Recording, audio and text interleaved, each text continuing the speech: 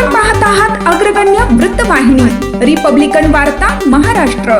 सामाजिक, राजकीय, शैक्षणिक, सांस्कृतिक, क्रीडा, आध्यात्मिक तसेच आपल्या परिसरातील घडामोडींचा आढावा घेणारी एकमेव वृत्तवाहिनी. पाहायला विसरू नका महाराष्ट्राचा बुलंद आवाज रिपब्लिकन वार्ता महाराष्ट्र. लोकशाहीचा बुलंद आवाज रिपब्लिकन वार्ता महाराष्ट्र. आमदार गोपीचंद पडळकर यांच्या वक्तव्याचा निषेध. शिरूर अनंतपाळ येथे महाविकास आघाडीचे निदर्शने. शिरूर अनंतपाळ शहरातील महात्मा बसवेश्वर चौक येथे महाविकास आघाडीच्या वतीनं भारतीय जनता पक्षाचे आमदार गोपीचंद पडळकर यांनी महाविकास आघाडीचे नेते, राष्ट्रवादी काँग्रेस पार्टी शरदचंद्र पवार पक्षाचे माजी प्रदेशाध्यक्ष आमदार जयंतराव पाटील व सहकार महर्षी माजी मंत्री स्वर्गीय राजारामबापू पाटील यांच्या बाबतीत गलिच्छ भाषेचा वापर करून गरळ ओकणाऱ्या आमदार गोपीचंद पडळकर यांच्या फोटोला जोडे मारो आंदोलन करून महाविकास आघाडीच्या वतीनं जाहीर निषेध व्यक्त करण्यात आला. यावेळी बोलताना आमदार जयंतराव पाटील यांच्या बाबतीत केलेली टीका म्हणजे पडळकर यांच्या बौद्धिक दिवाळखोरीचे दर्शन घडवते. महाराष्ट्रातील नेत्यांनी परस्पर विरोधी राजकीय भूमिकांमध्ये राहूनही सभ्यतेची संस्कृती टिकवून ठेवली होती, परंतु भाजपच्या काही नेत्यांनी ही संस्कृती बिघडवण्याचे काम सुरू केले असून ते महाराष्ट्राच्या राजकीय परंपरेला कलंक लावणारे आहे. या अशोभनीय वक्तव्याचा आम्ही तीव्र शब्दात जाहीर निषेध करून भारतीय जनता पक्षाला त्यांचे संस्कार हेच आहेत का अशी विचारणा राष्ट्रवादी काँग्रेस पार्टी शरदचंद्र पवार पक्षाचे प्रदेश सचिव महादेव आवळे यांनी केली. यावेळी चेअरमन रामकिशन गड्डीमे, राष्ट्रवादी काँग्रेस शरदचंद्र पवार पक्षाचे प्रदेश सचिव महादेव आवळे, काँग्रेस किसान सेलचे जिल्हाध्यक्ष संजय बिरादार, शिवसेना उभाटा तालुकाध्यक्ष भागवत वंगे, राष्ट्रवादी तालुकाध्यक्ष रामेश्वर बिरादार, अशोक कोरे, व्यंकट हांद्राळे, प्रमोद धुमाळे, बाबुराव बिराजदार, सोमेश्वर तोंडारे, अकबर तांबोळी, व्यंकट कल्ले, बाळासाहेब पाटील शेंदकर, गुरुनाथ आचवले, बालाजी मादलापुरे, पंढरी माने, झौरोद्दीन शेख, विश्वनाथ हांद्राळे, शिवदास उंबरगे, संभाजी पारशेट्टे, काशीनाथ धुमाळे, लालाभाई मुजेवार, अभंग घोलप, रमेश सोनवणे, शिवाजी हटकर, प्रभाकर धुमाळे तसेच मोठ्या संख्येने महाविकास आघाडीचे पदाधिकारी व कार्यकर्ते उपस्थित होते. महाराष्ट्र राज्याचे माजी अर्थमंत्री तथा महाविकास आघाडीचे ज्येष्ठ नेते, राष्ट्रवादीचे माजी प्रांताध्यक्ष सन्मान्य जयंत पाटील साहेब यांच्या बाबतीत व स्वर्गीय राजारामजी पाटील साहेब यांच्या बाबतीमध्ये महाराष्ट्रामधील एक वाचाळवीर आमदार गोपीचंद पडळकर यांनी अत्यंत अशोभनीय भाषेचा वापर केला. त्या अशोभनीय भाषेचा निषेध म्हणून आज गोपीचंद पडळकर यांच्या प्रतिमेला प्रत्यात्मक म्हणून आम्ही जोडे मारो आंदोलन या ठिकाणी करत आहोत. आणि गोपीचंद पडळकरांनी जी भाषेचा वापर केला त्याच्यापेक्षाही खालच्या दर्जाची भाषा आम्हाला वापरता येते, परंतु महाविकास आघाडी असेल, स्वर्गीय यशवंतराव चव्हाण साहेबांचा वारसा असेल, आदरणीय पवार साहेबांचं मार्गदर्शन असेल, त्यामुळे आम्ही त्या भाषेचा वापर आज करणार नाही. परंतु गोपीचंद पडळकर हे सतत महाराष्ट्रामध्ये वाद निर्माण होतील अशा पद्धतीची भूमिका आणि भाषा वापरत आहेत. महाराष्ट्र राज्याचे मुख्यमंत्री आणि गृहमंत्र्यांना आमची विनंती आहे की आपण तात्काळ अशा वेचाळवीर आमदारांना आपण त्या ठिकाणी पायबंद करावं. आणि मुख्यमंत्री महोदयांनी विधानसभेमध्ये म्हणले होते की महाराष्ट्रातले आमदार माजलेले आहेत, परंतु खरं तर माजलेले आमदार तुमच्याच पक्षात आहेत, अगोदर त्यांचा बंदोबस्त करा आणि नंतर महाराष्ट्राला आपण संस्कृती शिकवावी अशी भूमिका आम्ही महाविकास आघाडीची करतो. महाविकास आघाडीचा जयंत पाटील साहेब तुम आगे बढो. या गोपीचंद पडळकरांचं करायचं काय? या गोपीचंद पडळकरांचं करायचं काय? रिपब्लिकन वार्तासाठी लातूर जिल्हा प्रतिनिधी Sagir Momin. Subscribe now and press the bell icon. Never miss an update. लोकशाहीचा बुलंद आवाज रिपब्लिकन वार्ता महाराष्ट्र.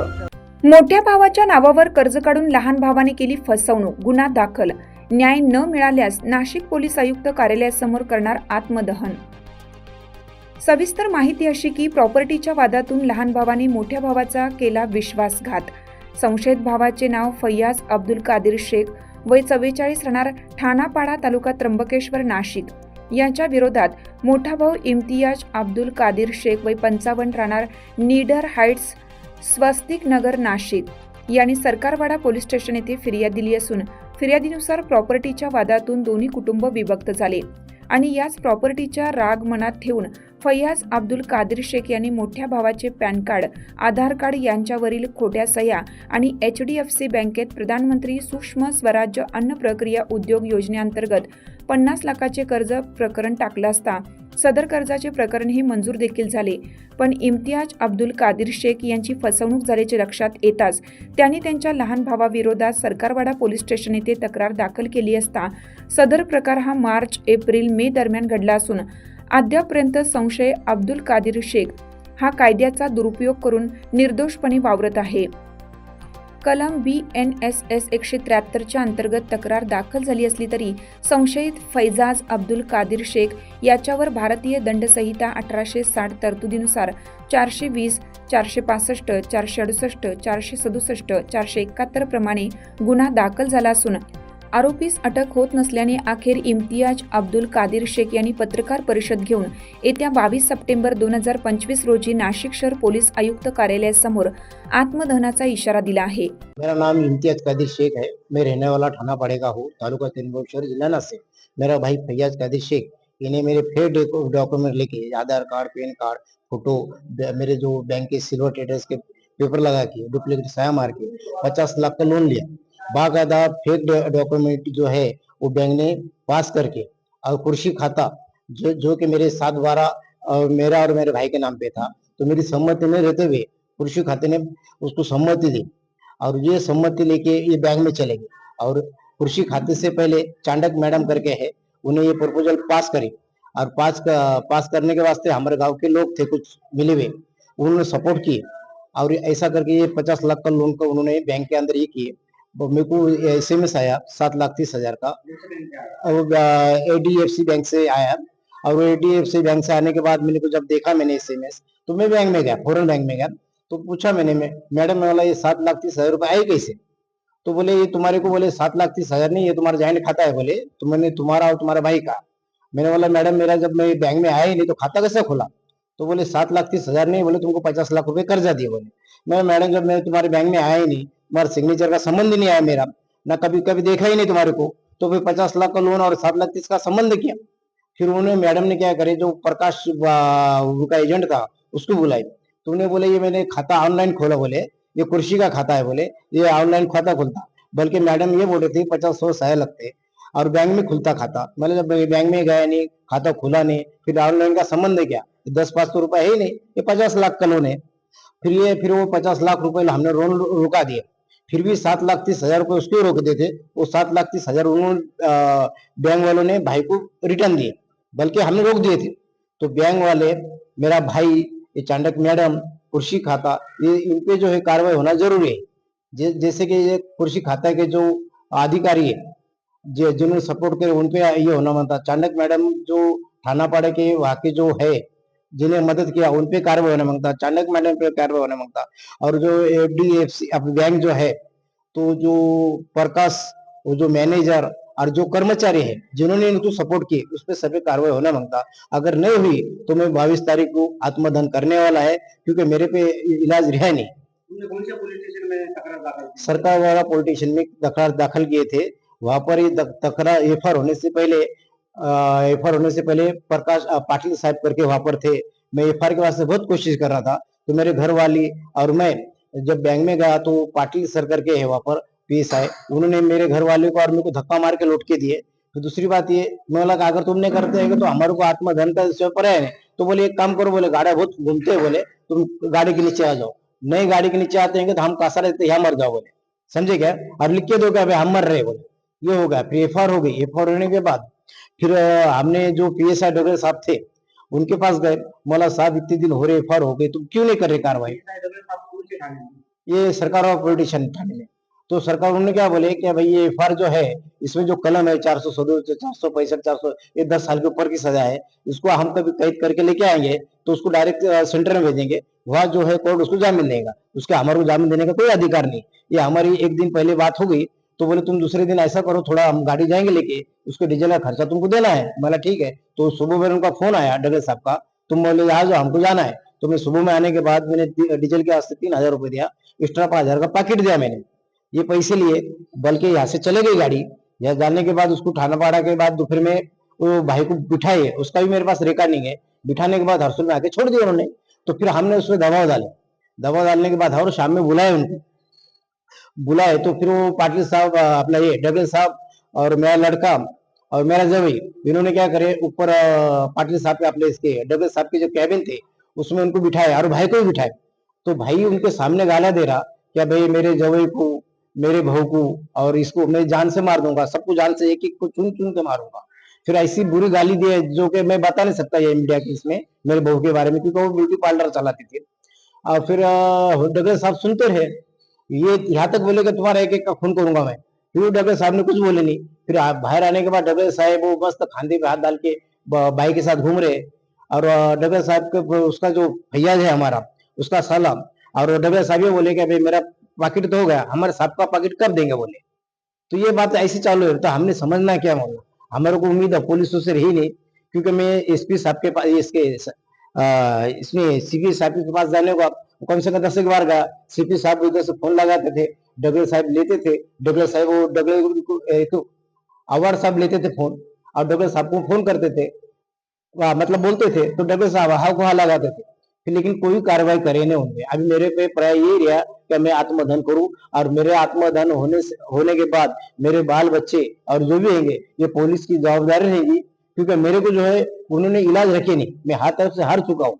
अभी ये तो मैटर यहाँ का हो गया, अब हमारे गांव का एक मैटर ऐसा ही है। मी ॲडव्होकेट मोहम्मद अब्दुल सलाम. या केसमध्ये पोलिसांनी FIR नोंदवलेले दिनांक 22/3/2025 रोजी आणि त्याच्या अन्वये CR नंबर 89/2025 आरोपी विरुद्ध नोंदवलेला आहे. त्याच्यामध्ये कलम 420, 468, 467, 471 व 471 ही कलम लावलेली आहे. त्या कलमान्वये आरोपींना 7 ते 10 वर्षापर्यंत शिक्षा आहे. IPC कलम 420 अन्वये 7 वर्ष शिक्षा व दंड आहे. IPC कलम 467 अन्वये लाईफ इम्प्रिझनमेंट आहे किंवा 10 वर्ष शिक्षा आहे आणि दंड आहे. तसेच IPC कलम 171 व 468 अन्वये 7 वर्ष इतकी शिक्षा असून त्याचबरोबर दंड सुद्धा कोर्टाला करण्याचा अधिकार आहे. असे असताना देखील पोलिसांनी अद्याप तो कारवाई केली नाही. FIR नोंदवून अजून 6 महिन्यापेक्षा जास्त झालेला आहे, तरी अजून संबंधित आरोपींवर कारवाई होत नाही, त्याला अटक झालेली नाही. आणि त्यामुळे फिर्यादी हे निराश झालेले आणि कारवाई होत नसल्यामुळे आता त्यांना बराच समजावण्याचा प्रयत्न केलेला आहे, परंतु त्यांची मानसिक स्थिती अतिशय बिघडलेली आहे. आणि पुढे काही बरं वाईट झालं तर त्याच्या सर्व जबाबदाऱ्या या संबंधित कर्मचाऱ्यांविरुद्ध आहेत. पोलीस कर्मचारी, कृषी खात्यातील कर्ज मंजूर करणारे अधिकारी, तसेच बँकेचे अधिकारी, त्यांना तर वारंवार भेटून त्यांनी कळवलं असताना देखील बँकेच्या कर्मचाऱ्यांनी त्यांच्या अकाउंटमध्ये आलेले 7,30,000 रुपये परस्पर त्या आरोपीला त्यांची संमती नसताना परत केलेले आहेत. तसेच वन विभागातील कर्मचारी यांनी देखील आरोपीला मदत केलेली आहे. तरी या प्रकरणामध्ये आरोपीने फिर्यादीच्या पॅन कार्ड, आधार कार्ड यावर बनावट सह्या केल्या. तसेच कर्ज मागणीच्या अर्जावर देखील फिर्यादीच्या बनावट सह्या केल्या व कर्ज मागणीचं प्रकरण दाखल केलं. कृषी उत्पन्न खात्याने ते मंजूर देखील केलं व्हेरीफाय न करता. त्याच्यामुळे ही अतिशय गंभीर बाब आहे. आणि फिर्यादीने वारंवार या संबंधित शासकीय कर्मचाऱ्यांना भेटून आरोपींविरुद्ध कारवाई करण्याबाबत सांगितले असता अद्याप योग्य ती कारवाई आरोपीविरुद्ध झालेली नाही. त्याच्यामुळे ते अतिशय उदास व खिन्न झालेले आहे.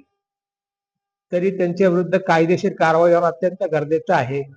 मी या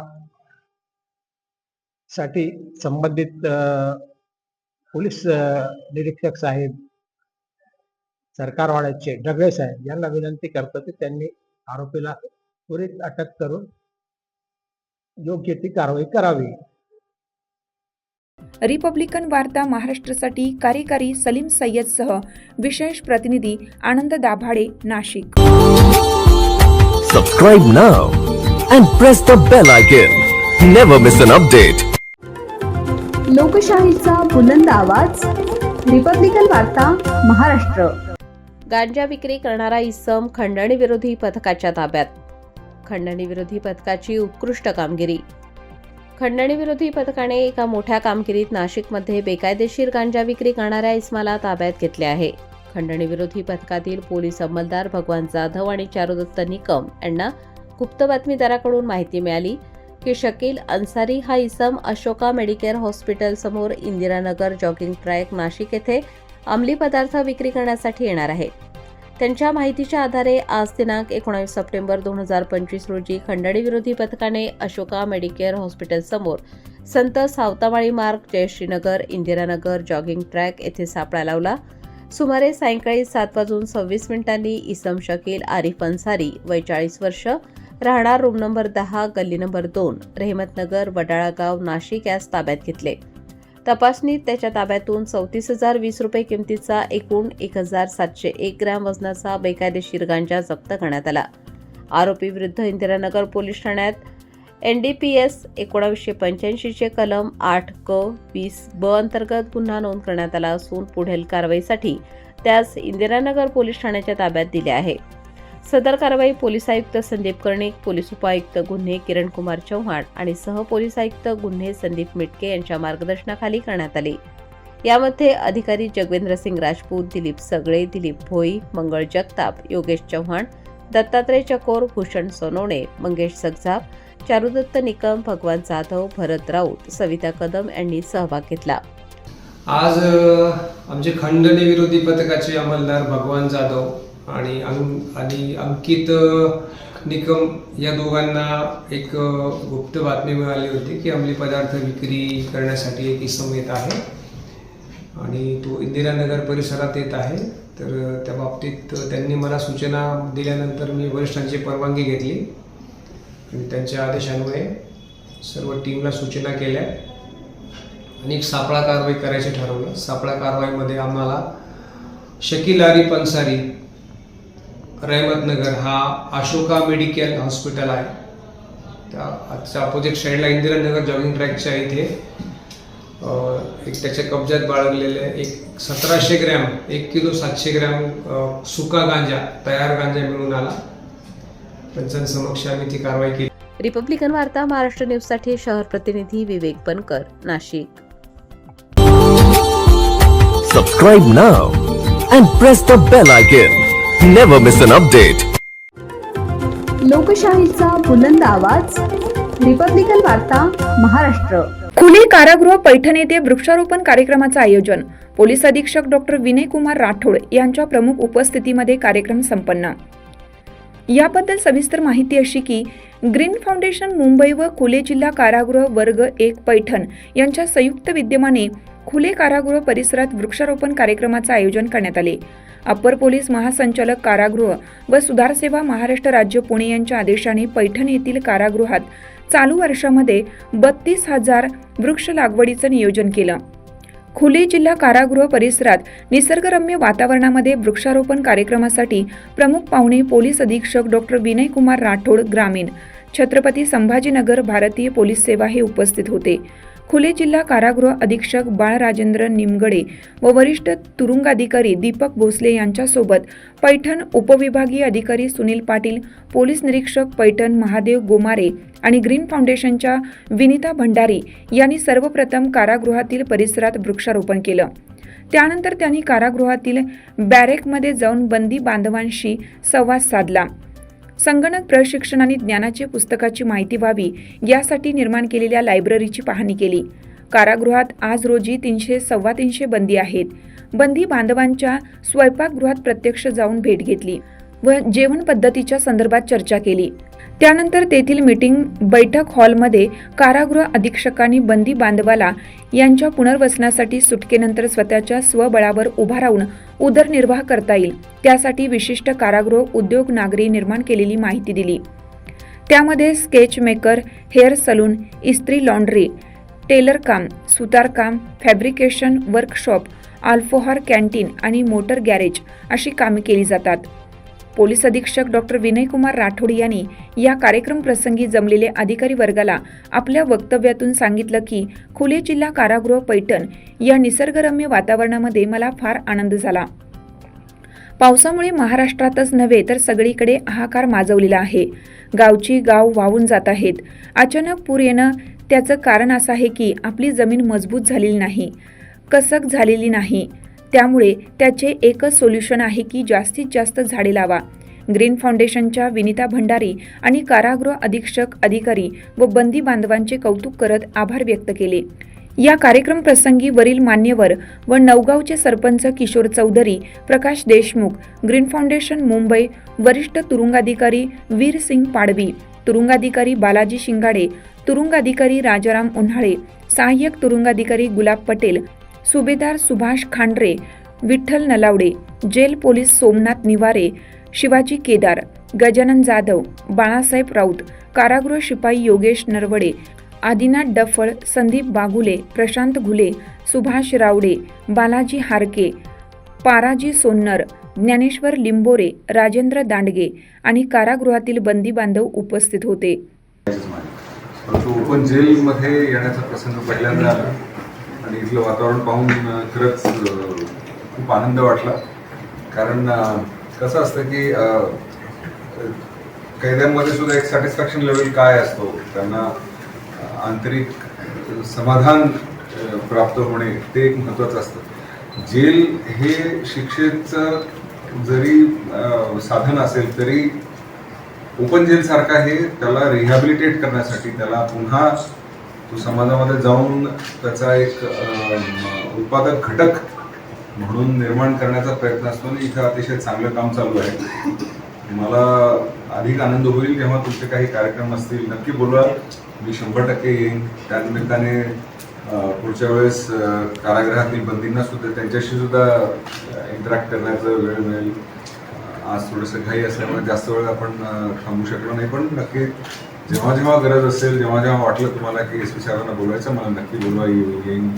त्याचबरोबर विनिता भंडारी मॅडमचं सुद्धा मी खूप मनपूर्वक आभार मानतो. शेवटी शासनाचंच काम करत आहे मॅडम आपण. हे आज म्हणजे ग्रीन फाउंडेशन सारखे संस्था हे काळाची गरज आहे. आज तुम्ही जेव्हा पाहता आहे की सगळीकडे केवळ महाराष्ट्रातच नव्हे पण सगळीकडे पावसाने हाहाकार माजवलेला आहे. त्याचं कारण हे आहे की सीझन जे आहे ते पूर्णपणे विस्कळीत होऊन गेलेले आहे. जे पावसाचं पॅटर्न होतं, पावसाळ्यात कुठं कधी यायला पाहिजे, कधी जायला पाहिजे, तसं काही होत नाही आहे. सगळीकडे फ्लॅश फ्लड्स येत आहेत. पूर आल्यानंतर किंवा पाऊस पडल्यानंतर पावसाचं विकेंद्रीकरण होणं ते होत नाही आहे. अचानकपणे पूर्ण गावाचे गाव वाहून जातात. त्याचं कारण एकच आहे की आपली जमीन मजबूत झालेली नाही, कसक झालेली नाही आणि त्याचं सोल्युशन एकच आहे, ते आहे ॲफॉरेस्टेशन किंवा जे जास्तीत जास्त झाडे लावणे. आणि त्यामुळे ग्रीन फाउंडेशनला मी मनपूर्वक आभार मानतो की जे शासनाने घेतलेलं जे धोरण आहे त्याला पाठिंबा त्यांच्यासारखे फाउंडेशन देतात. आम्हाला चॅलेंज हे असतं की आमचं डे टू डे ॲक्टिव्हिटीज एवढ्या आहेत की कुठे शोधावं, कोणाकडून आणावा, कसं करावा हे नसते. पण तुमच्यासारख्यांची जेव्हा साथ लागते तेव्हा नक्कीच त्याचा फायदा शासनाला आणि पर्यायाने समाजाला. त्यामुळे पुन्हा एकदा आपलं मनपूर्वक आभार.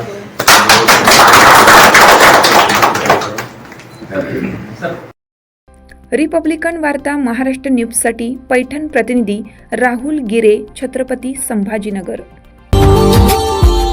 Subscribe now and press the bell icon. Never miss an update. लोकशाहीचा बुलंद आवाज, रिपब्लिकन वार्ता महाराष्ट्र. मेंढ्या व संसार वीरभद्रा पात्रात वाहून गेलेल्या महसूल विभागाकडून पंचनामा. मेंढपाळांना लवकरात लवकर मदतीचे आश्वासन. आमदार विलास बापू भुमरे.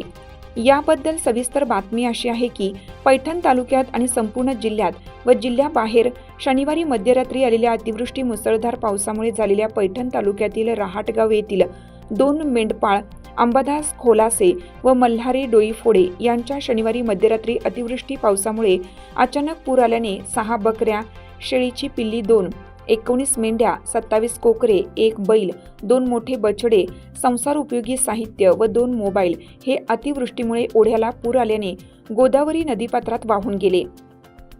लाखो रुपयांची मेंढपाळांचे नुकसान झाले. त्याच अनुषंगाने बुधवारी रोजी दावरवाडी शिवारामध्ये त्या 2 मेंढपाळ मेंढ्या वाहून गेलेल्याचा पैठणचे नवनिर्वाचित आमदार विकास महर्षी विलास भुमरे व महसूल विभागाकडून पंचनामा करण्यात आला. यावेळी म्हणाले, तुम्हाला शासनाकडून मदत भेटणार असल्याचे आमदार विलास बापू भुमरे यांनी सांगितलं. त्यावेळी तहसीलदार ज्योती पवार यांनी सांगितलं की मेंढ्या वाहून गेलेल्या शासन मदत करणार, पण मोबाईल वगैरे याची काही शासनाकडून भेटू शकत नाही. पैठणचे आमदार विलास भुमरे यांनी यांच्यामार्फत संसार उपयोगी साहित्य द्यायचे आश्वासन यावेळी मेंढपाळांना दिलं. यावेळी उपस्थित महसूल विभागाचे तहसीलदार ज्योती पवार, नायब तहसीलदार राहुल बनसोडे, मंडळ अधिकारी सुनील वाघमारे, कृषी अधिकारी विकास पाटील, दावरवाडी तलाठी राम मस्के, नांदर तलाठी केंद्रे, सरपंच डी जाधव, उपसरपंच प्रशांत देशमुख, सरपंच अशोक फासाटे, चेअरमन राजेंद्र वाघमोडे, मिठू नननवरे, संतोष जबडे, गोपाल धारे, जिजा मिसाळ, विष्णू सोनमारे, रहाटगाव आणि दावरवाडी येथील शेतकरी बांधव, शिवसेना कार्यकर्ते याप्रसंगी उपस्थित होते. रिपब्लिकन वार्ता महाराष्ट्र न्यूजसाठी पैठण प्रतिनिधी राहुल गिरे, Chhatrapati Sambhajinagar. Subscribe now and press the bell icon. Never miss an update. लोकशाहीचा बुलंद आवाज, रिपब्लिकन वार्ता महाराष्ट्र. धनगर समाजाला एसटी प्रवर्गातून आरक्षण मिळावे यासाठी धडक मोर्चा. यशवंत सेनेचा जिल्हाधिकारी कार्यालयावर मोर्चा. बीड जिल्हा धनगर समाजाला एसटी प्रवर्गातून आरक्षण मिळावे या मागणीसाठी गेले अनेक वर्षापासून धनगर समाज रस्त्यावर उतरत आहे. मात्र सरकार या गोष्टीकडे लक्ष देत नसल्याने गेल्या अनेक दिवसांपासून आंदोलन करतात. मात्र याचे सरकार कुठल्याही प्रकारची दखल घेत नसल्याचे पाहायला मिळत आहे.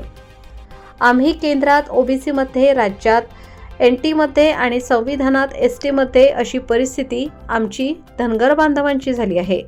प्रत्येकजण आपल्या पद्धतीने आरक्षणाच्या लढाईत उतरत आहे.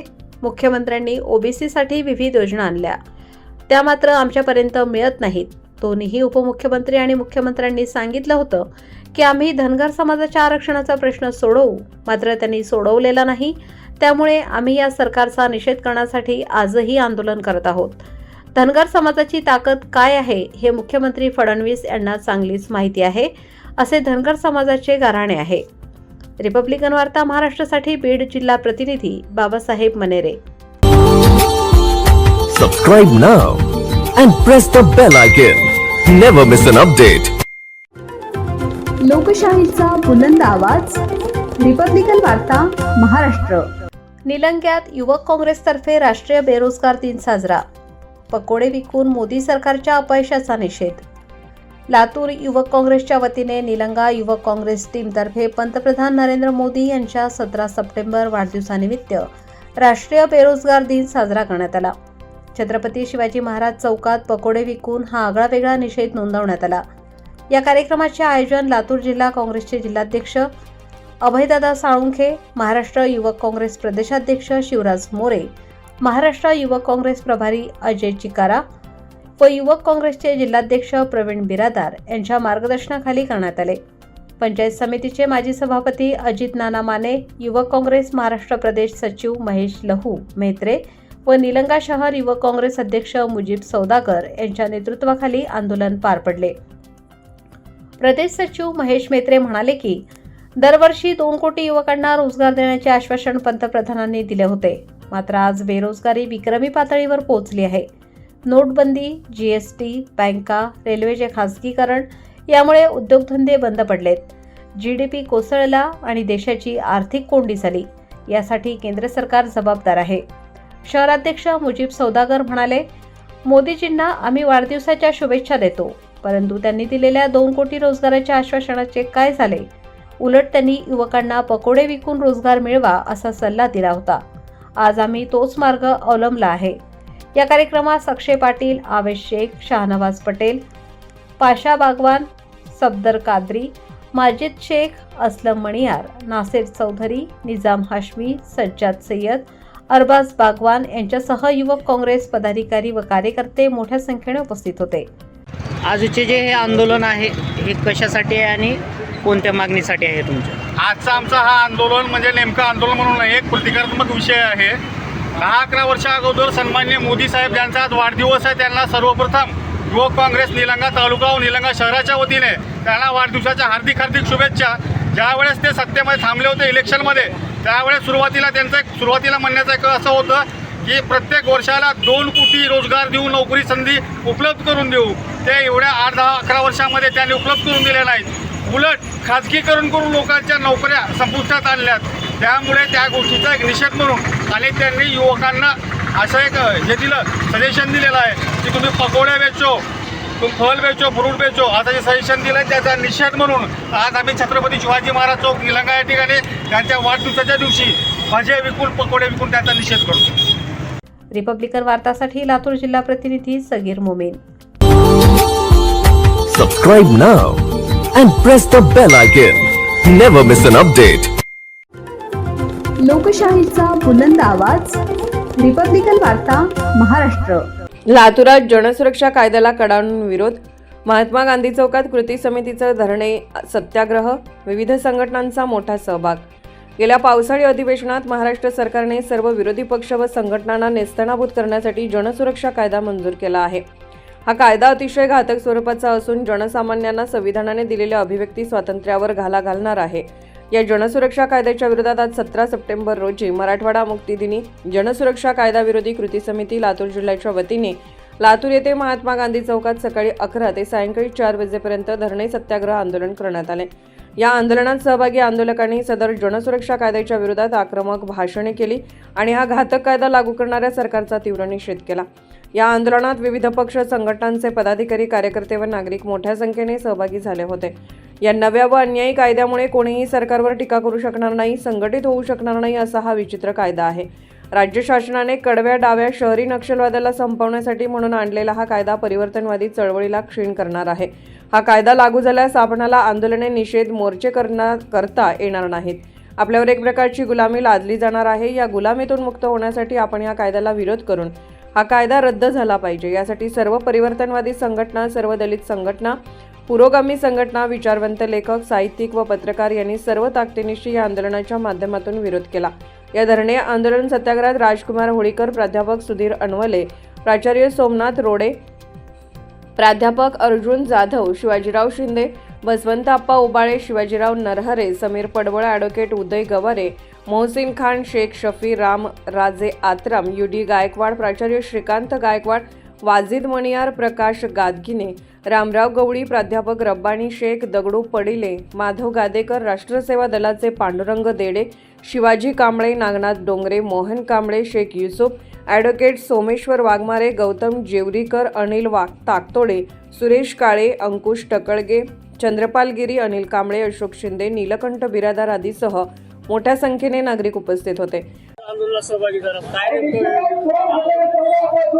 जनसुरक्षा कायदा ज्या पद्धतीने इंग्रजांना हाकलून देण्यासाठी स्वातंत्र्य लढा उभा केला गेला होता, त्या काळामध्ये इंग्रजांनी एक कायदा आणला होता, पब्लिक सर्व्हिस ऍक्ट. तसाच हा कायदा देवेंद्र फडणवीस शासनाने आणलेला आहे. याच्यामध्ये राजकीय पुढारी काही हस्तक्षेप करत नाहीत. सत्ता पक्षातले असो, विपक्षातले असो, कुणी काही बोलत नाही. त्याचं एकमेव कारणच एक आहे की सत्तेचा मलिदा कधी हे लाटणार आहेत, कधी ते लाटणार आहेत. पण सर्वसाधारण लोकांची जनतेच्या मागण्या संदर्भात ज्या चळवळी चालतात, त्या चळवळी संपवण्याचं कटकारस्थान या जनसुरक्षा कायद्या माध्यमातून होणार आहे. याचा प्रखर विरोध झाला पाहिजे. जात पात पंथ धर्म ह्याला न जुमानता ज्या पद्धतीनं आता मागच्या काळामध्ये एक प्रकार, नवीनच प्रकार काहीतरी सुरू केला होता की एक कायदा आणण्याचा प्रयत्न केला होता, परंतु त्यालाही कुणी तारा दिला नाही. परंतु आता ही चळवळी संपवण्याचा अर्बन नक्षलवादच्या नावाखाली, चळवळीच्या नावाखाली हा कायदा लादण्यात येऊन ही चळवळीतली जी काही मंडळी आहेत त्यांना संपवण्यासाठीचा हा कायदा आहे. आणि सगळ्यांची येणाऱ्या काळामध्ये हा जर कायदा अंमलात आला तर माझ्यासारखी परिस्थिती म्हणजे चळवळीतल्या माणसाची कशी परिस्थिती होईल ते दाखवण्याचं मार्मिक काम मी आज केलं. रिपब्लिकन वार्तासाठी लातूर जिल्हा प्रतिनिधी Sagir Momin. Subscribe now and press the bell icon. Never miss an update. नमस्कार, आपण पाहत आहात रिपब्लिकन वार्ता सुपरफास्ट बातमीपत्र. चला तर जाणून घेऊया दिवसभरातील काही महत्त्वाच्या घडामोडी. रिपाई आठवले गटात मोठा पक्ष प्रवेश सोहळा. नाशिक जिल्ह्यात रिपाई आठवले गटाचा झंझावात सुरूच आहे. प्रकाशजी लोंढे यांच्या नेतृत्वाखाली 21 सप्टेंबर रोजी जलसा लॉन्स अशोका मार्ग येथे भव्य पक्षप्रवेश व पदग्रहण सोहळा होणार आहे. सीमाताई आठवले यांच्या वाढदिवसानिमित्त विविध पक्षांचे मान्यवर रिपाईत प्रवेश करणार आहेत. या सोहळ्याला जिल्ह्यातील कार्यकर्त्यांची उत्स्फूर्त उपस्थिती अपेक्षित आहे. पक्ष संघटनेला नवे बळ मिळणार असल्याचे नेत्यांचे म्हणणे आहे. पाहुयात पुढील बातमी. धनगर समाजाचा बीडमध्ये मोर्चा. धनगर समाजाला एसटी प्रवर्गातून आरक्षण देण्याच्या मागणीसाठी बीड जिल्हाधिकारी कार्यालयावर यशवंत सेनेचा मोर्चा काढण्यात आला. अनेक वर्षापासून प्रलंबित मागणीवर सरकारने लक्ष न दिल्याचा संतप्त समाजाचा आरोप करण्यात आला. मोर्चात मोठ्या संख्येने युवक व ज्येष्ठ नागरिक सहभागी झाले. आंदोलनकर्त्यांनी लवकर निर्णय न झाल्यास तीव्र आंदोलन छेडण्याचा इशाराही दिला. पाहुयात पुढील बातमी. युवक काँग्रेसचा आगळा वेगळा निषेध. निलंग्यात युवक काँग्रेसतर्फे राष्ट्रीय बेरोजगार दिन साजरा करण्यात आला. मोदी सरकारच्या अपयशाविरोधात पकोडे विकून निषेध करण्यात आला. दरवर्षी 2 कोटी रोजगाराचे आश्वासन हवेत विरले अशी टीका काँग्रेस नेत्यांनी केली आहे. आंदोलनात विद्यार्थ्यांचा मोठा सहभाग होता. रोजगार निर्मितीसाठी ठोस धोरण आखण्याची मागणीही यावेळी करण्यात आली. पाहुयात पुढील बातमी. फुलंब्रीत मुख्यमंत्री अभियान शुभारंभ पण उत्साह नाही. फुलंब्रीत मुख्यमंत्र्यांनी समृद्ध पंचायत राज अभियानाचा शुभारंभ केला. महिलांना कर्ज योजना, उद्योगासाठी मदत जाहीर करण्यात आली. मात्र नागरिकांचा उत्साह कमी दिसला. पेंडॉल रिकामे, शेकडो खुर्च्या रिकाम्या पडल्या. स्थानिक नागरिकांनी योग्य प्रचार न झाल्याची खंत व्यक्त केली. सरकारी योजनांचा लाभ खऱ्या गरजूंपर्यंत पोहोचावा अशी मागणीही करण्यात आली. पाहुयात पुढील बातमी. सोमय्यांवर मुस्लिम समाजाला टार्गेट केल्याचा आरोप. भाजपा नेते किरीट सोमय्या बांगलादेशी शोधाच्या नावाखाली मुस्लिम समाजाला टार्गेट करत असल्याचा आरोप काँग्रेसचे डॉक्टर नदीम यांनी केला आहे. सामाजिक सलोखा बिघडवण्याचा प्रयत्न असल्याची टीका त्यांनी केली. समाजात दुभंग निर्माण करणे धोकादायक आहे असेही मत व्यक्त झाले. नागरिकांनी सर्वधर्मीय ऐक्याचे जतन करण्याचे आवाहन यावेळी केले. पाहुयात पुढील बातमी. लातूरात जलसुरक्षा कायद्याविरोधात धरणे सत्याग्रह. लातूरात जलसुरक्षा कायद्याविरोधात विविध संघटनांनी धरणे सत्याग्रह केला. आंदोलनकर्त्यांचा आरोप हा कायदा लोकशाही व अभिव्यक्ती स्वातंत्र्यावर गदा आणणारा आहे. तातडीने रद्द करण्याची मागणी करण्यात आली. या आंदोलनाला वकील, पत्रकार, सामाजिक कार्यकर्तेही मोठ्या संख्येने उपस्थित राहिले. शासनाने भूमिका न बदलल्यास राज्यव्यापी आंदोलनाचा इशाराही देण्यात आला. पाहुयात पुढील बातमी. पैठणला पालकमंत्र्यांचा दौरा. अवकाळी पावसामुळे झालेल्या नुकसानीचा आढावा घेण्यासाठी पालकमंत्री संजय शिरसाट व आमदार विकास भुमरे पैठण येथे दाखल झाले. नागरिकांना नुकसान भरपाईचे आश्वासन दिले. यावेळी जायकवाडी येथे गोदावरी पूजनही करण्यात आले. शेतकऱ्यांच्या मागण्या प्रत्यक्ष ऐकून घेऊन तातडीने मदत पोहोचवण्याचे निर्देश अधिकाऱ्यांना देण्यात आले. पाहुयात पुढील बातमी. महाबोधी ऍक्ट विरोधात पुसदला धम्मध्वज रॅली. महाबोधी महाविहार बीटी ऍक्ट 1949 रद्द करण्याच्या मागणीसाठी धम्मध्वज रॅली पुसद येथे दाखल झाली. आंदोलन संयोजक भंते विनाचार्य यांनी पत्रकारांशी संवाद साधून आंदोलनाची भूमिका मांडली. रॅलीत भिक्षू, अनुयायी व विविध संघटनांचे कार्यकर्ते सहभागी झाले. सरकारने मागणी मान्य न केल्यास पुढील टप्प्यातील तीव्र लढा उभारण्याचा इशारा देण्यात आला. पाहुयात पुढील बातमी. मराठवाडा विकास कृती समितीची स्थापना. बीड जिल्ह्यात मराठवाडा विकास कृती समितीची स्थापना करण्यात आली. माणिकराव वाघमारे यांनी मुख्यमंत्र्यांना दिलेल्या निवेदनात छत्रपती संभाजीनगर येथे उन्हाळी अधिवेशन घेण्याची मागणी केली आहे. मराठवाड्याच्या विकासासाठी एकत्रित आवाज उठवण्याचे ठरले. या समितीमध्ये शेतकरी, उद्योजक व सामाजिक कार्यकर्त्यांचा सहभाग असून चळवळीला व्यापक पाठिंबा मिळत आहे. पाहुयात पुढील बातमी. फुलंब्रीत गांजा प्रकरणात मोठी कारवाई. फुलंब्री पोलिसांनी मोठी कारवाई करत कोलठाण शिवारातील शेतातून 3.5 क्विंटल गांजाची झाडे जप्त केली. 42,55,000चा मुद्देमाल ताब्यात घेण्यात आला असून आरोपी सचिन गाडेकरला अटक करण्यात आली. पोलिसांनी गुप्त माहितीच्या आधारे ही धडक कारवाई केली.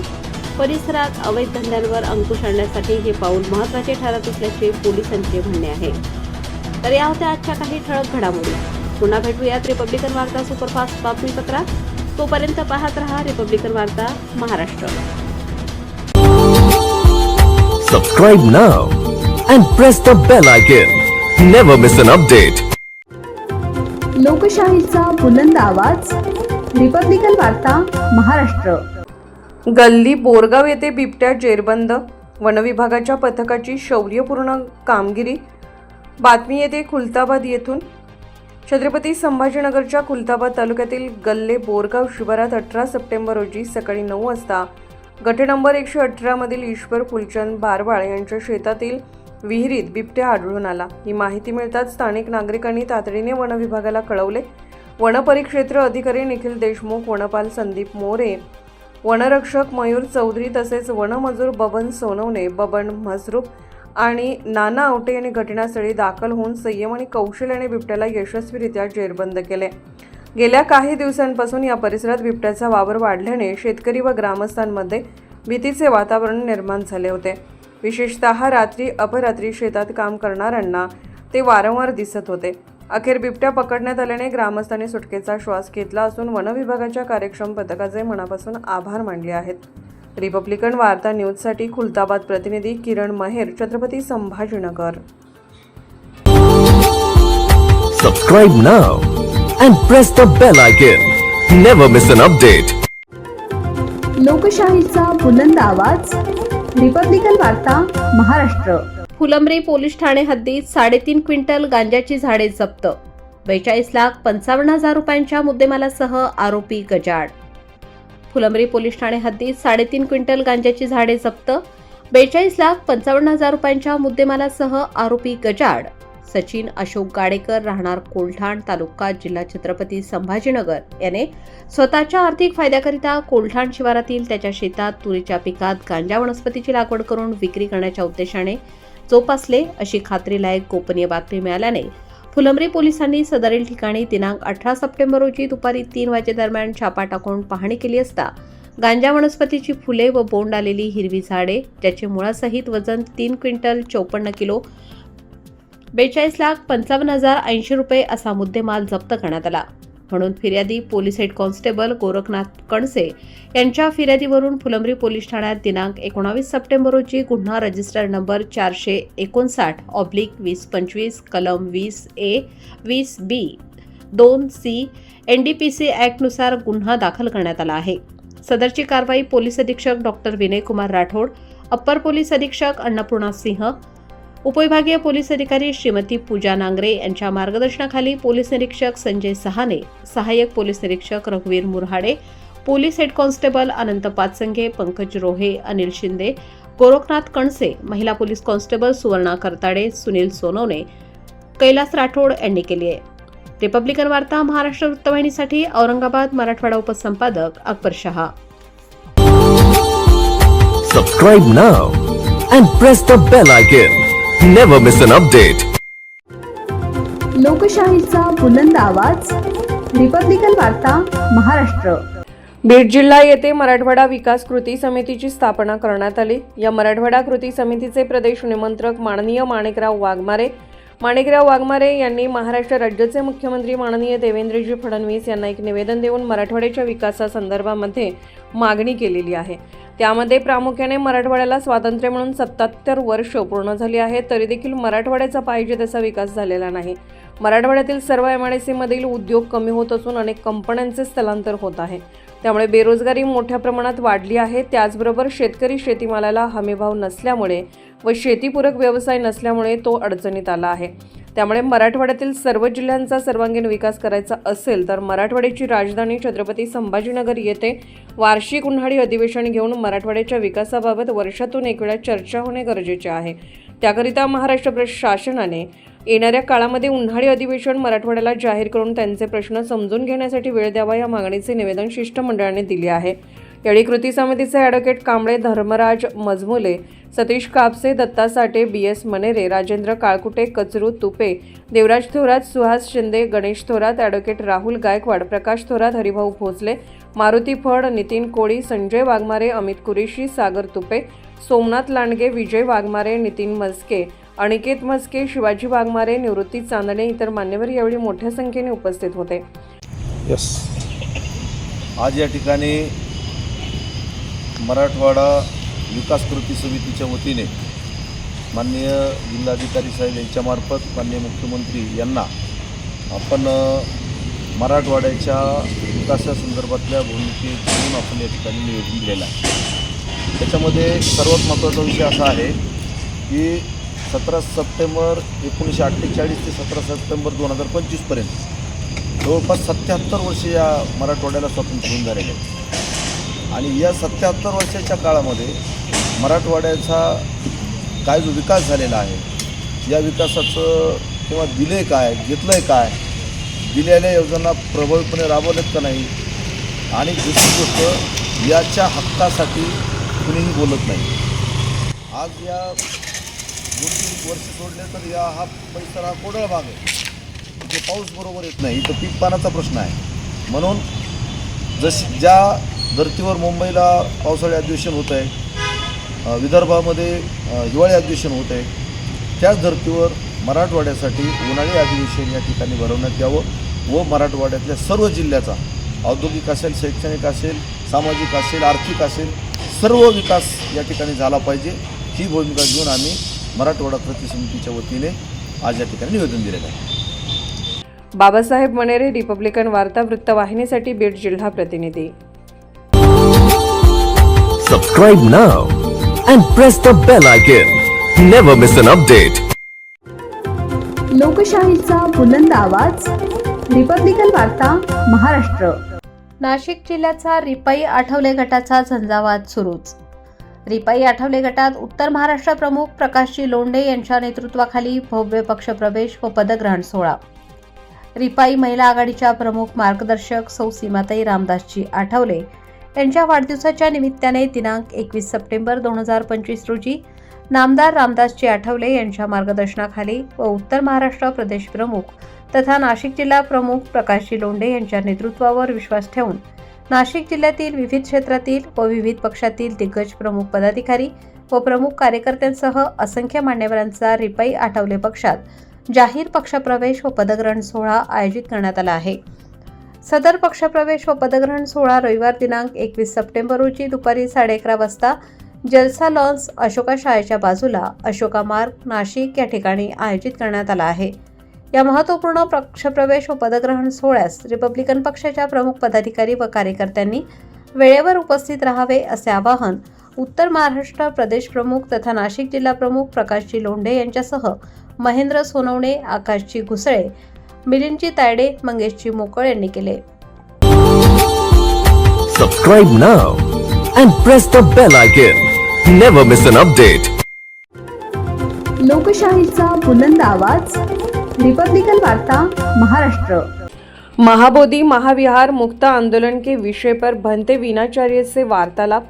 रिपब्लिकन वार्ता न्यूज संवाददाता राजेश डोले ने किया आंदोलन विषय पर संवाद. महाबोधि महाविहार मुक्ती आंदोलनाचे मुख्य संयोजक भंते वीणाचार्य हे धम्मध्वज रॅलीच्या माध्यमातून पुसद येथे आले असता महाबोधि महाविहार बेटी ॲक्ट 1949 रद्द झाला पाहिजे या मागणीसाठी दीक्षाभूमी येथून निघालेली धम्मध्वज जनसंवाद रॅली संपूर्ण महाराष्ट्रासह पुसद येथेही आयोजन करण्यात आले होते. या निमित्ताने त्यांच्याशी रिपब्लिकन वृत्तवाहिनीचे उपसंपादक राजेश ढोले यांनी केलेली हिंदी भाषेतून केलेला संवाद. इस आंदोलन से पूरे महाराष्ट्र, भारत और विदेशों में भी आप चले गए. जो महाबोधि महाविहार है इनका जो संघर्ष आपने किस विषय पे लड़ा था, आपको पहली बात वो संघर्ष करना है, ये अवगत कब हुआ? महाबोधि महाविहार मुक्ति आंदोलन 1890 में पहली बार अनागारिक धम्पाल जी ने श्रीलंका से भारत आकर भारत के लोगों को बताया कि महाबोधि महाविहार बुद्धिस्टों का महाविहार है। तो तब से लेके आज तक की तारीख तक ये लड़ाई अनावर्त जारी है।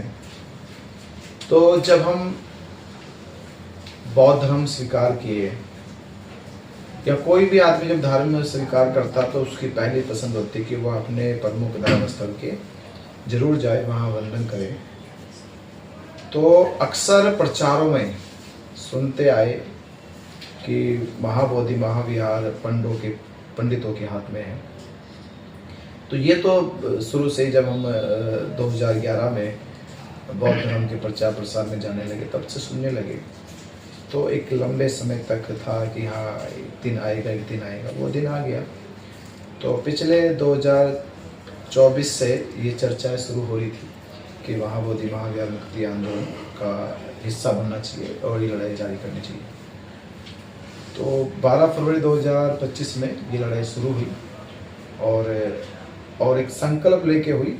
और संकल्प है कि जो काम 134 साल से जो लड़ाई लड़ी जा रही है वो पूरा नहीं हुआ, वो पूरा होना चाहिए। तो अब ये एक लड़ाई और आखिरी लड़ाई है। इस आखिरी लड़ाई में महाबोधि महाविहार मुक्त होगा और बीटी एक्ट रद्द होगा। हमने इस माध्यम से आपको पहचाना, पूरे भारत ने पहचाना, लेकिन हमको ये बात पता नहीं चली कि किस वजह से आपको वहाँ की शासन प्रशासन ने आपको जेल तक पहुँचाया। जो संघर्ष आज हमारा महाबोधि महाविहार हमको मुक्त कराने के लिए जा रहा है, तो किस वजह से उन सरकार ने आपसे कार्रवाई की? सरकार ने कार्रवाई की कि आप जो आंदोलन चला रहे हैं ये मत चलाओ, अपने वापस बुद्ध विहार चले जाओ जहाँ आप रहते हैं। ये आंदोलन पहले भी चला, पहले भी सक्सेस नहीं हुआ है। और आप यहाँ आके यहाँ के कुछ पंडित पुरोहितों को धमकी दे रहे हो। बुद्ध विहार में गए अंदर, वहाँ के उन लोगों से सवाल किए जिन्होंने आज तक किसी ने सवाल नहीं किया, आपने जाकर सवाल किए। तो वो जो उन्हें घबराहट थी, जो उनको प्रॉब्लम हुई थी, वो उसके खिलाफ कि आंदोलन भी ख़त्म हो जाए, ये जेल चले जाए, मनोबल गिर जाए। और पहली बार किसी ने इन महंतों से पंडों से जाकर पूछे सवाल तो उसके उत्तर नहीं थे। तो वो अपनी साख बचाने के लिए, वो सच्चाई छिपाने के लिए कि सच्चाई छिपी रह जाए, लोगों के सामने ना आए, इसलिए उन्होंने ये 13 मई को फर्जी मुकदमे बनाए और जेल भेजा। पर जब लड़ाई संकल्पित हो तो भले ही कितनी समस्या आए, वो लड़ाई अपने उद्देश्य से भटकती नहीं, वो आगे बढ़ती है। और आज वो तारीख है कि वो जेल भी गए, मुकदमे हुए, पर उसके बावजूद भी देश में महाबोधि महाविहार मुक्ति आंदोलन की लड़ाई बहुत तीव्र गति से बढ़ती जा रही है। और ये तारीख अब 12 फरवरी 2026 दिल्ली के जंतर मंतर पर भारत के लाखों बुद्धिस्ट एकजुट हो गए। उस पड़ाव को यहाँ के अम्बेडकर अनुयायी आपको प्रेरित करते हुए आपको बुद्ध धर्म का जो संघर्ष जारी है, आज आपने चैत्य भूमि दीक्षा भूमि से चैत्य भूमि जो अभियान चला है, महाधम्मध्वज यात्रा जनसंवाद, इसका अनुभव क्या रहा? कैसे लोग जुड़ रहे, इसके बारे में आप क्या कहना चाहते हैं? लोग तो जुड़ रहे और लोगों को तो उत्साह है। बस थोड़ी सी समस्या है कि लोगों का कहना है कि प्रत्येक जिले से जो जिले के प्रमुख लोग हैं, नियोजन करने वाले, समाज में गति देने वाले हैं, वो लोग थोड़े और सक्रिय हो जाए। समाज तो तैयार बैठा है, समाज तो कह रहा है कि आदेश करो, हम लोग जहाँ चाहेंगे, जहाँ बुलाएंगे वहाँ जाएंगे, चाहे बोधगया बुलाओ, चाहे पटना बुलाओ, चाहे दिल्ली बुलाओ। तो इन सब में बड़ी जो राजनीति का केंद्र है वो दिल्ली है देश का, वहीं से सारी चीज़ें बदलती है, उथल पुथल होती, कानून भी वहीं बनते हैं। तो फिर हम तो भारत में फैले बौद्ध है, तो इतनी बड़ी संख्या बौद्धों की बोध गया या पटना जैसे शहर में नहीं, वो दिल्ली में जाएगी। तो पूरा यात्रा के दौरान जो समर्थन मिला वो सब लोग तैयार हैं और सभी पूरी भिक्खु संघ तैयार हो गया है। जैसे जैसे यात्रा का ताकत समर्थन बढ़ता गया, महाबोधि महाविहार के अलगाड़ जो है पूरे देश में बढ़ती जा रही है। तो अभी मुझे लगता है ऑल इंडिया भिक्खु संघ से भी समर्थन आ रहा है और जल्द ही भिक्खू संघ की बड़ी बैठक होने वाली है, तो जो 12 फरवरी 2026 की रणनीतियों पे काम करेंगे। निश्चित तौर पर महाध्वज आंदोलन ये जो नींव रखी है अपनी, ये गति ले रहा है, बट इनके अगेंस्ट में आपके यहाँ बुद्धिस्टों के जो साहित्यिक है, नेतागण है, एमएलए है, बुद्धिस्ट जो खासकर एससी में आते हुए बुद्धिस्ट यहाँ से मंत्री हो, इनसे कुछ मुलाकात हुई, इस बारे में चर्चा हुई, इसके बारे में आपको सहयोग कैसा मिलता है, कुछ बारे में आप बताइए। हाँ, ये जब शुरू किया तो चर्चा नहीं होती थी, पर अब चर्चा हो रही है। पर ये चर्चा भी नहीं कि यात्रा पूरी हो जाए, तो कोशिश है कि जो बुद्धिस्ट पॉलिटिकल लीडर्स है या शेड्यूल कास्ट के जो पॉलिटिकल लीडर्स है, तो उन लोगों को बैठाया जाएगा। तो ये हमारी 24 तारीख को यात्रा का समापन होगा। तो जिस प्रकार ऑल इंडिया भिक्खू संघ और महाराष्ट्र के भिक्खू संघ की एक बैठक हो रही है, तो वो भी प्रयास है कि देश के तमाम जितने एमएलए एमपीज वगैरह है, वो सब लोगों को बैठाया जाए जो ये सोचते हैं कि हाँ महाबोधि महाविहार मुक्त होना चाहिए। तो उन लोगों के बीच में हम ये बात रखेंगे कि वो लोग भी देखिए, सत्ता का एक पद अलग होता है और समाज का पद एक अलग होता है। जब सत्ता नहीं रहेगी, समाज तो फिर भी रहेगा। तो समाज का पद नहीं जाना चाहिए, सत्ता का पद जाए या ना जाए, ठीक है। तो समाज में आपका पद बना रहे। तो नेताओं को हमें यही कहना, सत्ता का पद अलग होता है, समाज का पद अलग होता है। तो समाज के पद को बनाए रखने के लिए महाबोधि महाविहार मुक्ति आंदोलन में अपना साथ दे, सहयोग दें। आपका अपने जो हाथ में लिया धम्मध्वज आंदोलन है, ये मूवमेंट का अंग बने, इसके लिए हमारे जो अनुयायी है, बुद्धिस्ट है, हमारे सोशल मीडिया है, जहाँ तक सामाजिक कार्यकर्ता है, मूवमेंट के लिए क्या करना चाहिए? मूवमेंट जैसी बने उनकी आंदोलन मूवमेंट में परिवर्तित हो, इसके लिए क्या करना चाहिए? देखिए, कोई भी आंदोलन भावनाओं से पैदा होता है और वो आंदोलन जब वैचारिक हो जाता है तो वो क्रांति करता है। तो अभी इस आंदोलन भावुक हुआ, लोगों में जन भावना पैदा हुई। अब ये आंदोलन जन भावना के साथ वैचारिक होता जा रहा है, और जब कोई आंदोलन वैचारिक होता है तो उसमें क्रांति का उदय होता है, और क्रांति ही विजय का पताका है, विजय का झंडा फहराएगा, और ये क्रांति ही परिवर्तन करेगी। बीटी एक्ट रद्द होगा, महाबोधि महाविहार मुक्त होगा। तो ये बात आपने सही कही, भावुक आंदोलन भावनाओं से पैदा हुआ है, अब ये वैचारिक आंदोलन बना है, और वैचारिक आंदोलन जब बनता है तो क्रांति जरूर होती है। जरूरी आंदोलन गति ले रहा है, बट जहाँ जो महाबोधि विहार आता है वो बिहार राज्य में है, वहाँ असेंबली में कायदा पारित होना चाहिए। ज़्यादातर जानकार लीगल स्पेस के जो लोग हैं, उन्होंने हमसे कहा कि अगर आंदोलन से क्रांति होगी, बट वहाँ पे जो असेंबली में वहाँ कानून पारित होगा, उन्होंने वो जो बनाया है, तो बिहार के लोग, बिहार की जनता असेंबली के लिए, वहाँ जनता के लिए आप कहाँ परावर्तित कर तक वहाँ तक जा सकेंगे? आप वहाँ की जो जनता है उनको हम लोग कहाँ तक कन्विंस करेंगे? देखिए, इसमें कोई इतनी बड़ी बात नहीं। बात सुनो, कोई हिंदू विरोध नहीं कर रहा, ये चंद पंडे पुरोहितों का खेल है। आप मीडिया किसी हिंदुओं के पास जाओ, डिबेट पूछो, बिल्कुल करो उनसे सवाल कि भाई हिंदुओं के मंदिर है, मुसलमानों की मस्जिद है, ईसाइयों के चर्च है, तो बुद्ध विहार किनके हैं? हो गए बुद्धिस्टों के। कहने लगे ये बौद्ध गया में पंडित नहीं छोड़ रहे, कहने लगे उनको लात मारो। वो खुद ही कहेंगे भगाओ इनको, क्योंकि वो जड़ पैदा कर रहे झगड़े की। तो असेंबली का मामला नहीं है ये मुख्यमंत्री कलम से बैठा बैठा कह दे ये बीटी एक्ट रद्द हो गया, और लेके बौद्धों को एक समिति पारित कर दे कि महाबोधि महाविहार इस समिति के संरक्षण में चलेगा। तो असेंबली तो बड़ी बात है, जब वो दो वर्ग मजबूत हो। वहां वर्ग नहीं है, वहां सरकार है, केवल कानून सरकार का है, कोई दूसरा दखलंदाजी कर नहीं सकता। दखलंदाजी तो हम कर रहे हैं, तो सरकार हमारी बात मान ले, बात खत्म। दूसरा वर्ग नहीं है, ये दिखाने की कोशिश की जाए दूसरा वर्ग है ही नहीं वहां। ये राम मंदिर नहीं है कि हिंदू मुसलमान है, वहां नहीं कोई, वहां केवल सरकार है। कौन विरोध करेगा यार? चार पंडो है, चार पंडो के बात से कौन विरोध करेगा? हिंदू लोग उनको खुद भगाते हैं कि वहां से बल्ली निकलो भागे। तो हमारा कहना है कि ये केवल बौद्धों की शक्ति ही सरकार को मजबूर करेगी कि वो इस एक्ट को रद्द करे, महाबोधि महाविहार मुक्त करे। तो केवल शक्ति प्रदर्शन की बात है, वो तारीख 12 फरवरी 2026। ये थोड़ा एक अलग सवाल है। जहाँ तक यूपी बिहार में चंद्रशेखर जो आज़ाद है, इनको शीर्ष नेता से अलग मान के उन्होंने यशस्वी वाटचाल की, लेकिन यहाँ के लोग भी प्रेरित हुए सामाजिक अंग से। आपने जो आंदोलन चलाया, आपको यहाँ से महाराष्ट्र के लोगों ने इतना प्यार दिया, आपको नेता बनकर लोग कहते हैं कि वीणाचार्य जी राजनीति में आए, समाज कार्य करते करते राजनीति में आए, इसके बारे में आपका क्या कहना चाहेंगे? देखिए, भिक्षु से बड़ी कोई चीज हो तो आ जाएगी। तो पहले बताए भिक्षु से बड़ी क्या चीज है? हो तो आ जाएंगे, नहीं है तो फिर नहीं आएगी। भिक्षु होना सर्वोपरि चीज है, परिपूर्ण है, उससे बड़ी अवस्था नहीं। राजा भी तो यही झुकते, सारे बुद्ध के सामने सारे राजा झुके, भिक्षु के सामने सारा राजनीतिज्ञ झुकते हैं। हाँ, वो भिक्षु ना हो तो अलग बात है। ये तो भिक्षु से बड़ा, मैं तो नागपुर में लोगों ने पूछा था कि बंदे जी महाबोधि महाज्ञान मुक्त हो जाएगा तो क्या आप जाओगे कमेटी में? तो भाई कमेटी कर्मचारियों की होती है ना, भिक्षु कर्मचारी नहीं है, समझ रहे?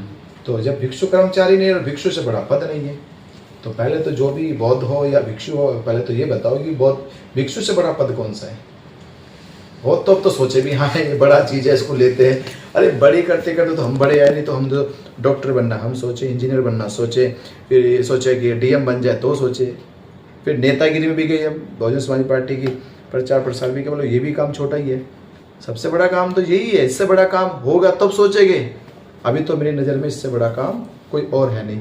तो इसलिए पद कर्मचारियों के लिए होते हैं, भिक्षुओं के लिए नहीं। निश्चित तौर पर जिस धरोहर, जो जागतिक धरोहर है महाबोधि महाविहार मुक्ति आंदोलन जिसने चलाया, वो यहाँ आदरणीय भंते हमें पुसद में आकर जनसंवाद यात्रा उन्होंने यहाँ पे अर्पित की। उसके बाद हमको मौका मिला यहाँ पे।